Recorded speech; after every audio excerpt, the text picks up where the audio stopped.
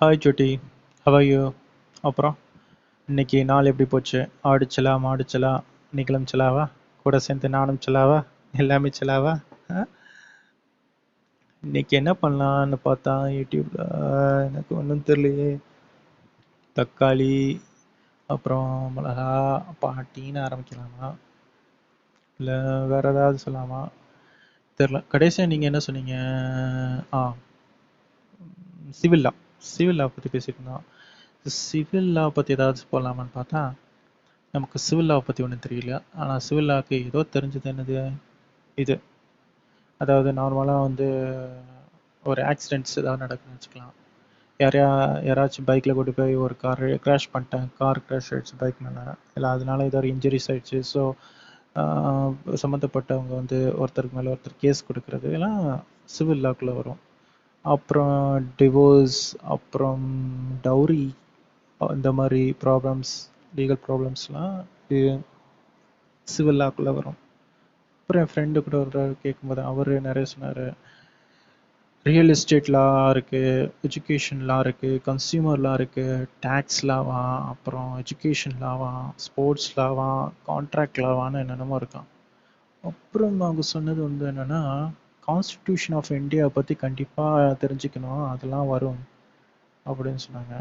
So constitution of Indiana அப்போ நமக்கு ஒரு பாயிண்ட் கிடச்சிச்சு, இதை பற்றி ஏதாவது பேசலாமா அப்படின்னு யோசிக்கும்போது, கான்ஸ்டிடியூஷன் ஆஃப் இந்தியா அப்படின்னா நம்ம இந்தியாவை எப்படி ரன் பண்ணுறது அப்படிங்கிறது ஒரு புக்கு. அதில் என்னென்ன ரூல்ஸ் அண்ட் ரெகுலேஷன், நம்ம ஸ்டேட் கவர்மெண்ட்டுக்கு என்ன ரூல், அப்புறம் ஃப்ரீடம் ஆஃப் எக்ஸ்பிரஷன்ஸ், அப்புறம் முனிசிபாலிட்டி, பஞ்சாயத், அப்புறம் பிரசிடெண்ட்டோட பவர், அப்புறம் ஆர்டிகல் 370, 35A. இப்போ ரீசெண்டாக ஒரு இஷ்யூ நடந்தது, ஸ்பெஷல் ஸ்டேட்டஸ் வந்து ஜம்மு அண்ட் காஷ்மீர்ஸ்க்கு நீக்கப்பட்டு திருப்பி நம்மளோட நினச்சிக்கிட்டோன்னு.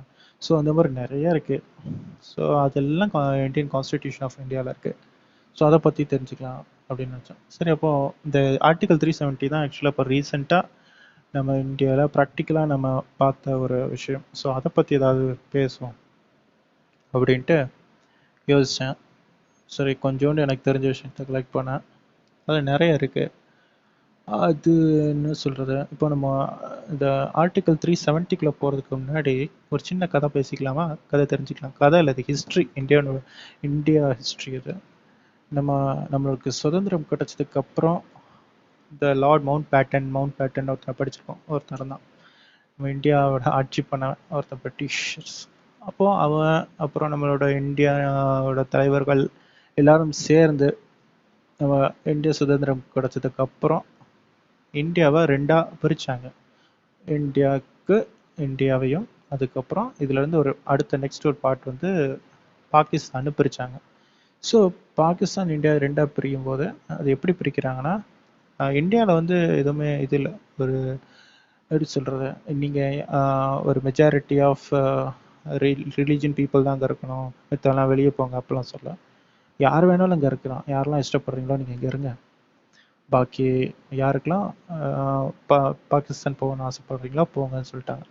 அதாவது அவங்க மேக்ஸிமம் பாகிஸ்தானோட இன்டிமேஷன் என்னன்னா, முஸ்லீம் மெஜாரிட்டி ஆஃப் பீப்புள்ஸ் வந்து நாங்கள் கொண்டு போயிட்டு நாங்கள் வந்து இஸ்லாமிக் கண்ட்ரியாக அவங்க வந்து அனௌன்ஸ் பண்ணுறாங்க. ஸோ இப்போது பாகிஸ்தான் இந்தியா ரெண்டாக பிரிக்குது. இந்தியா தனியாக, பாகிஸ்தான் தனியாக இருக்குது.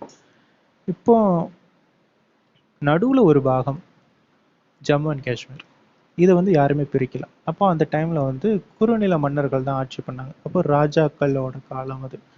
ஸோ ராஜா, அப்போ ஜம்மு அண்ட் காஷ்மீரில் ராஜா இருந்தார், மகாராஜா ஹரி சிங்னு சொல்லிட்டு ஒருத்தர். ஸோ ஹரி சிங் வந்து டைரக்டாக அவாய்ட் பண்ணிட்டார். ஸோ அவர் சொன்னார், அவர் ரெஃப்யூஸ் பண்ண ரீசன் என்னென்னா, நாங்கள் தனியாகவே இருந்துக்கிறோம், எங்களுக்கு ஒன்றும் ப்ராப்ளம் இல்லை, நாங்கள் வந்து இந்தியாவிலையும் சேர போகிறதில்ல, பாகிஸ்தானையும் சேர போகிறதில்ல, நீங்கள் வேணால் தனித்தனியாக நாடாக பிரிச்சுக்கோங்க, எங்கள் நாடு, எங்கள் மக்கள், எங்கள் மண்ணோட கலாச்சாரம்னு நாங்கள் இங்கேயே இருந்துக்கிறோம், நீங்கள் தனியாக பார்த்துக்கோங்க, எங்களை விட்டுருங்கன்னு சொல்லிட்டார். ஸோ பட் பாகிஸ்தான் என்ன பண்ணுறாங்கன்னா, அக்டோபர் 24 ஒரு ஆயிரக்கணக்கான மிலிட்ரி ஃபோர்ஸஸ் வந்து குமிக்கிறாங்க எங்கே, ஜம்மு அண்ட் காஷ்மீரில். அவங்களோட தாட்டை பாருங்க. ஆக்சுவலாக ஜம்மு அண்ட் காஷ்மீரில் ராஜா ஹரி சிங் அவர் ஹிந்து ராஜாவாக இருந்தாலும் அங்கே இருக்கிறவங்க மோஸ்ட் ஆஃப் த பாப்புலேஷன்ஸ் வந்து முஸ்லீம். ஸோ அவன் இன்டெரக்டாக பாகிஸ்தான்காரன் நினைக்கிறான்னா இதை நம்ம ஆக்குபைட் பண்ணிட்டோம்னா ஈஸியாக நம்ம அது வந்து நமக்கு கையில் கொண்டு வந்துடலாம் அப்படின்னு நினைக்கிறான். ஸோ அதை நினச்சி ஆயிரக்கணக்கான ஆர்மி ஃபோர்ஸஸ் வந்து ஸ்ரீநகருக்கு அனுப்புகிறான் அக்டோபர் 24 அப்புறம் ராஜா வந்து ஹரிஷ் சிங் வந்து வர்றாரு, இந்த இந்தியாக்கே வர்றாரு, சரணம் போயிடுறாரு. ஐயோ கதோ முகுந்தம் பரிகிருத்திய கர்த்தம் அப்படின்னு சொல்றது ஒரு ஸ்லோகா. ஸோ அது மாதிரி நீயே எல்லாமே அப்படின்னு வந்து சரணடைகிறாரு எங்க இந்தியாவுக்கு.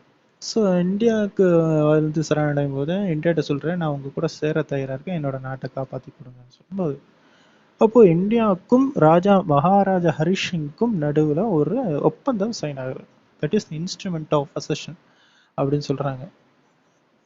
அந்த அந்த சைன் பண்ணும்போது ராஜா ஹரிஷ் சிங் சொல்கிறாரு, நான் வந்து மித்த ஸ்டேட் மாதிரி இருக்க மாட்டேன். லைக் நம்ம அதான் மித்த ஸ்டேட் டெல்லி, ஆந்திரா, கர்நாடகா இந்த மாதிரி நான் அந்த ஸ்டேட்ஸ் மாதிரிலாம் நான் இருக்க மாட்டேன்.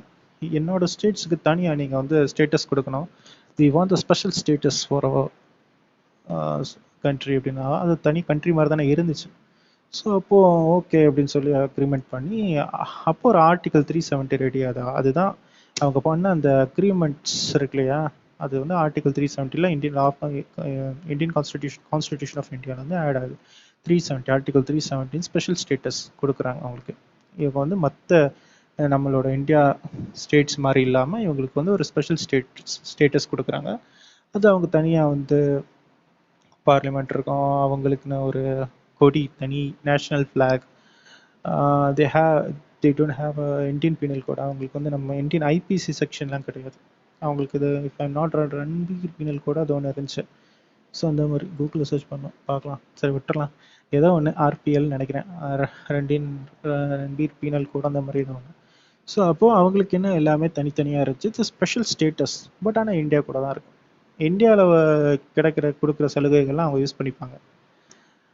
இப்போது அப்படி இருக்கும்போது அவங்க சைன் பண்ணதுக்கப்புறம் அக்டோபர் 26 வந்து இது சைன் ஆகுது. ராஜா ஹரிஷ் சிங் வந்து சைன் பண்ணுறாரு. 27 இந்திய கவர்மெண்ட் நம்ம அனுப்புகிறோம், சிக் பெட்டாலியன் ஃபோர்ஸ் அனுப்புகிறோம். அனுப்பி அங்கே உள்ள எல்லாத்தையும் ஆர்மி ஆக்குபைட் பண்ண எல்லா பாகத்தையும் பாகிஸ்தானிஸை வந்து அடித்து வெளியே கொண்டு போகிறோம். எல்லாரும் பயந்து ஓடுறாங்க. ஸோ அப்போ பயப்படும் ஒரு இடத்துல போய் ஒரு லிமிட்டுக்கு அப்புறம் அவங்களும் நம்மளும் வந்து விட்டுறோம், சண்டை ஓடுறோம். அந்த இடம் தான் ஜம்மு காஷ்மீரில் பாதி அவங்க எடுத்துக்கிறாங்க இல்லையா, பாதி தான் இப்போ நம்மக்கிட்ட இருக்குது. அந்த பாதி தான் Pakistan occupied Kashmir, that is PoK அப்படின்னு சொல்கிறாங்க. சரியா? ஆனால் ராஜா ஹரிஷ் சிங் ஒப்பந்தம் பண்ணி நமக்கு தான் கொடுத்தாரு. பட் அவங்க இல்லீகலாக ஆக்குபைட் பண்ணி அதை பாதியாக வச்சது தான் பாகிஸ்தான் வச்சு பிஓகேன்னு ஒரு இப்போவும் டிஸ்பியூட் ஆன பகுதி அது. இப்போவும் அது வந்து நமக்குள்ளே ஒரு ஒரு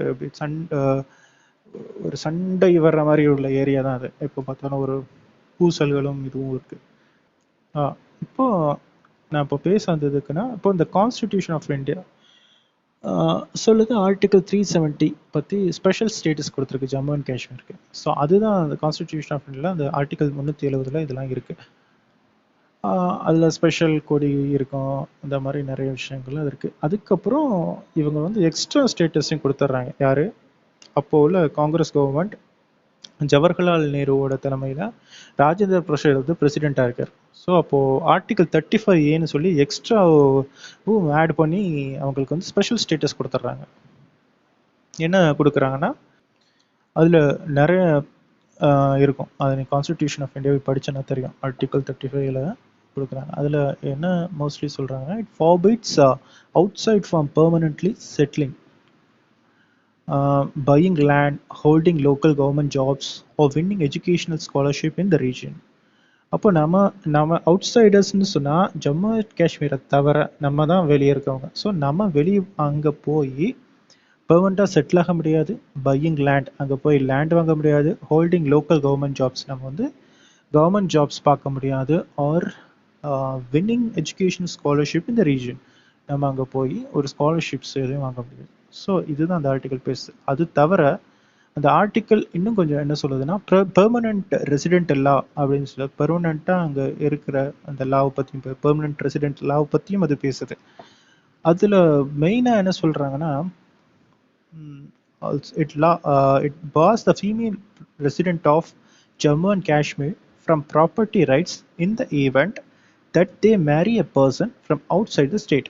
அதாவது ஜம்மு காஷ்மீர்ல உள்ள ஒரு பெண், அவ அந்த பொண்ணு வந்து outside of Kashmiri outside வெளியே யாராவது ஒருத்தங்களை கல்யாணம் பண்ணாங்களோ திருமணம் பண்ணாங்களோ அவங்களுக்கு ஜம்மு அண்ட் காஷ்மீரில் ப்ராப்பர்ட்டியோட ரைட்ஸ் வந்து பறிக்கப்படுது. அவங்க அந்த ஜம்மு அண்ட் காஷ்மீரில் ப்ராப்பர்ட்டி வாங்கவோ இல்லை அவங்களுக்கு சொந்தமாக எந்த ப்ராப்பர்ட்டி இருக்காது.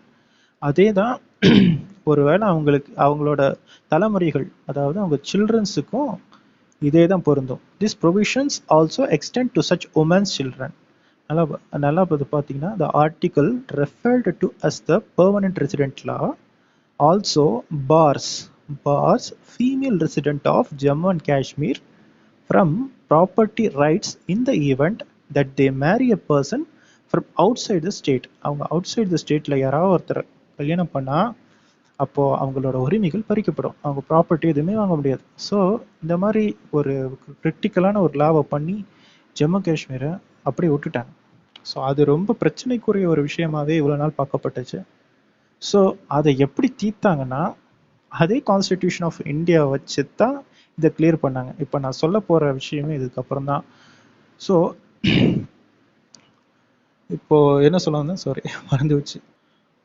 ஆமாம், இப்போ அது எதுக்கு சொல்ல வந்தேன்னா, இப்போ இப்படி ஒரு ஸ்டேட்டஸை நம்ம கொடுத்து என்ன பண்ணிட்டோம்னா ஜம்மு அண்ட் காஷ்மீருக்கு ஒரு தனியாக ஒரு ஸ்டேட்டஸ் கொடுத்தோம்.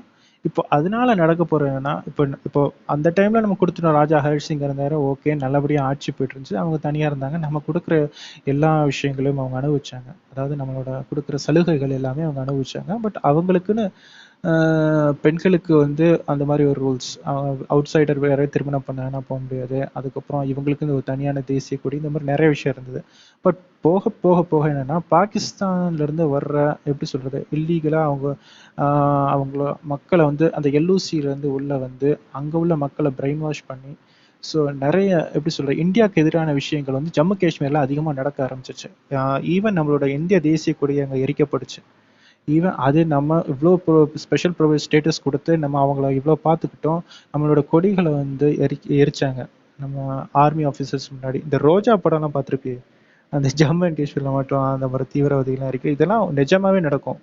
இப்போ ஈவன் இப்போ கொஞ்ச நாளுக்கு முன்னாடி வரைக்கும், ஒரு 4-5 மாதத்துக்கு முன்னாடி வரைக்கும் நான் பார்த்துருக்கேன், அந்த மாதிரி யூடியூப்ஸ்லாம் நிறைய பார்த்துருக்கேன், அந்த மாதிரி எரிப்பாங்க, கொடியை எரிக்கிறது, இந்தியாவுக்கு எதிராக கோஷம் போடுறது. நம்ம நாட்டிலே இருந்து நம்மளோட ஸ்பெஷல் ஸ்டேட்டஸ்லாம் வாங்கி இந்த மாதிரி பண்ணுறதுக்கு என்ன ரீசன்னா, நம்மளோட கண்ட்ரோல் அது இல்லை, அவங்களுக்கு ஸ்பெஷல் ஸ்டேட்டஸ் கொடுத்ததுனால அது எப்போவுமே அது ஒரு பெரிய பிரச்சனையாகவே இருந்துச்சு. ஸோ இப்போ தான் நமக்கு இந்த லா வந்து ரொம்ப இம்பார்ட்டண்ட்டாக இருக்குது. கான்ஸ்டிடியூஷன் ஆஃப் இந்தியா வந்து லா மேக்கர் எப்படி சொல்கிறது, அந்த லா மேக் பண்ண அந்த விஷயத்தை வந்து நம்ம இப்போ பிரேக் பண்ணோம்னா அதுலேயே இருந்தே நம்ம எடுத்தோம். எப்படி அதை பிரேக் பண்ணாங்கன்னா, சின்ஸ் சேம் ஆர்டிக்கல் 370 அப்புறம் 1 டிவிஷன் டியில் இருக்குது of the constitution was issued under the president order. இது வந்து president order. The president can make certain exceptions and modification to the constitution for the benefit of state subjects of Jammu and Kashmir.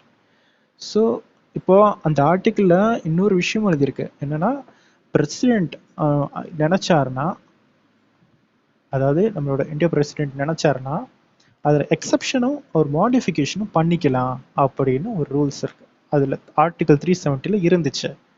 So அதை வச்சு தான் நம்ம என்ன பண்ணாங்கன்னா பிரசிடெண்ட்டோட ஒரு இதை போட்டு ரூல்ஸை பிரசிடெண்ட்டோட ஒரு ஸ்டேட்மெண்ட்டை வச்சு திருப்பி அதை வந்து லோக்சபா ராஜ்யசபாவில் அதிகமான ஓட்ஸ் பண்ணி அதை நம்ம தனியாக பிரிக்கணும், அதுக்கு மாடிஃபிகேஷன் கொடுக்கணும், ஸ்பெஷல் ஸ்டேட்டஸை எடுக்கணும்னு சொல்லி கொண்டு வந்தது இதே ஆர்டிகல் 370 தான் நம்ம எடுத்தோம். So the constitution of India வந்து ரொம்ப இம்பார்ட்டண்ட் ஒரு அப்படின்னு சொல்லுவாங்க. ஸோ இப்போதைக்கு நமக்கு கரண்ட் இஷ்யூவில் இதெல்லாம் நம்ம படித்தோம். புரியுதா? என்ன புரியுதுன்னு தெரியல, நான் எதோ குழப்பிட்டேனோ.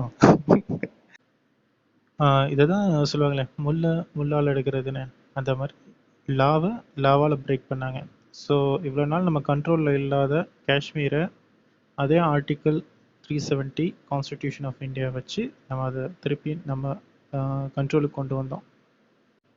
ஓகே, கதை கேட்டிங்களா? கதை கேட்டதில்லை, ஹிஸ்ட்ரி கேட்டிங்களா? ரொம்ப நன்றி. சரி, ஓகே. பாய், டாடா.